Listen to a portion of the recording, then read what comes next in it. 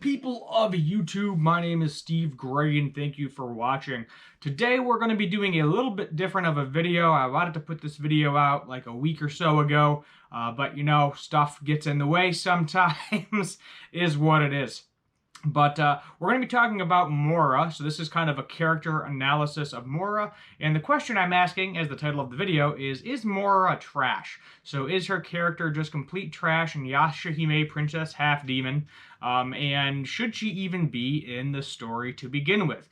Because a lot of people really like her, but at the same time there are quite a few aspects throughout the series, and she really doesn't get good until the end of it. I think she's going to be in general a great character in the second season, because we do know we're getting a second season.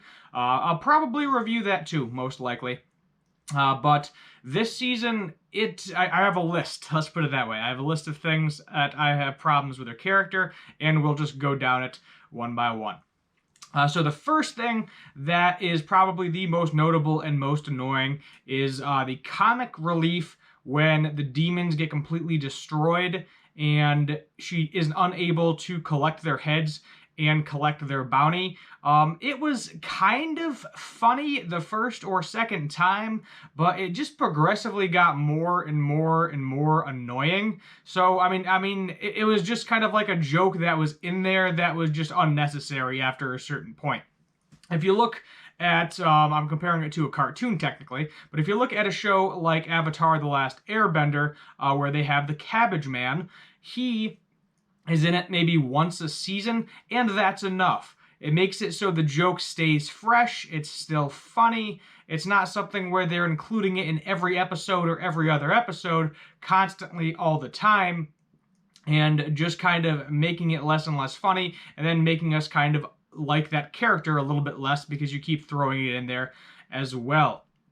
The second thing that is kind of annoying throughout the series, but also this kind of gets better at the end of the series, is Yasha, if I'm pronouncing that correctly, using her rogue. So she'll get super powerful for like 2 seconds and then pass out and be completely useless. It is a major crush, because if she uses it against an enemy and she's not around it, and then for whatever reason the massive crutch isn't able to defeat that enemy within a set time limit, she is done, completely useless, and she's just gonna get killed.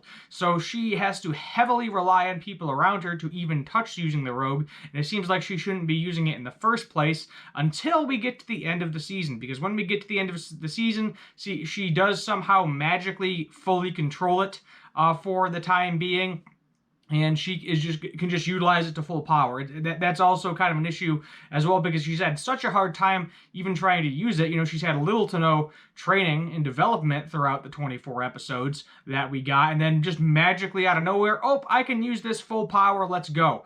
So that was a little bit of a problem for me as well throughout the series.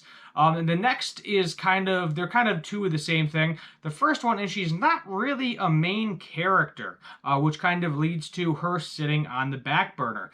In my opinion, she should be the main character. I understand it's about, you know, Sesshomaru's daughters, Setsuna and Toa, the twins, but at the same time, everybody was like on that Boruto train, where, you know, a lot of people are liking Boruto now. I know a lot of people hated it initially.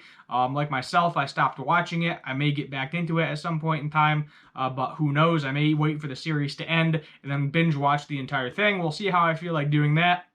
But she has all of these cool and crazy abilities. She is the daughter of Kaigomi and Inuyasha, you know, so she has the priestess abilities with the spirit arrow, she has the demon abilities, and her abilities are the coolest in the show, and they are just massively underutilized and undercut by her being a background character throughout the entire show, and her not really even needing to be there for the main story. I mean, yes, she comes to the rescue a couple of times, but she doesn't really have an important role besides being the main comic relief in the show over and over again, until we kind of get to the end of the show and she has more of an important role.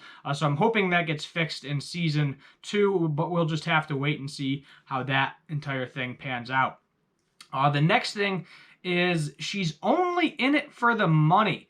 So the only reason she's hanging out with Setsuna and Toa the entire time is because she wants her freedom. So that kind of also leads into, we don't even know if she genuinely likes Toa and Setsuna. We understand that they're cousins, we understand that they're related, and there's a couple of instances where it seems like they do generally like each other, but at the same time, she started in it for the money. The only reason she relied on Setsuna and Toa is because they were strong, and they would be able to help her get bounties, kill demons, collect bounties, get heads, so that way she could buy back her freedom from the demon collector, which is like, okay, so she's just kind of like a terrible person because she's literally only in it for the money. The second she gets the money and gains her freedom, she may be out and we'll just never see her again. There's that possibility that's kind of ever lingering throughout the entire course of the season. She's also kind of going back to not the main character. She is a mass of wasted potential. So as I said, she has the demon abilities. She has the priestess abilities. She should just be kicking everybody's ass. She should be the most powerful of the three girls. I understand that she is only a quarter demon, but not only does she have demon blood, not only does she have a rogue, she also has priestess powers, and she has a magical fire retardant cloak, and she is crazy freaking sword. So I feel like she should have been the main character in the show. She has the most abilities. She is theoretically the most capable, theoretically the most powerful, with all of this different mixed blood inside of her. And it's just like they don't utilize her well enough. They just keep pushing the comic relief. But the good news is it does get better at the end. So out of all the negatives of the season, I think we finally got to see her grow as a character, even with all the faults, with the comic relief, with the money, with the, not being powerful. The super powerfulness, that gets like taken care of in like 2 seconds in the last episode. She's like, oh, nope, she can fully control it now, which is kind of annoying, but at the same time, it's good because that means she's going to be more powerful, can use the rogue more often, and actually utilize her full demon blood capabilities, which will be nice to see in season 2 when we get there. So I'm hoping she's done being a trash character. I mean, she was like best girl for a little while, and then I slowly started to resent her and lead more towards Setsuna because Toa was kind of annoying too. Maybe I'll do a character analysis of Toa. But I just wanted to talk about Moroha because she's so much potential, and she's just sitting on the back burner. She just wants her money. She's not as powerful as theoretically she should be at this point in time, and it is just one giant cluster mess of everything.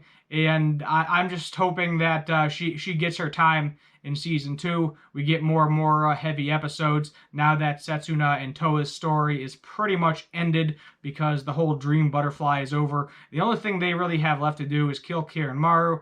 So hopefully, I'm hoping it's just a 12-episode second season and not a 24, because if it gets dragged out like it did a little bit in the first season where they had those random useless episodes of, oh, let's go find a demon, oh, we killed it, everything got resolved in this episode and nothing gets added to the storyline, I am going to be angry again. So we'll just have to wait and see for season 2.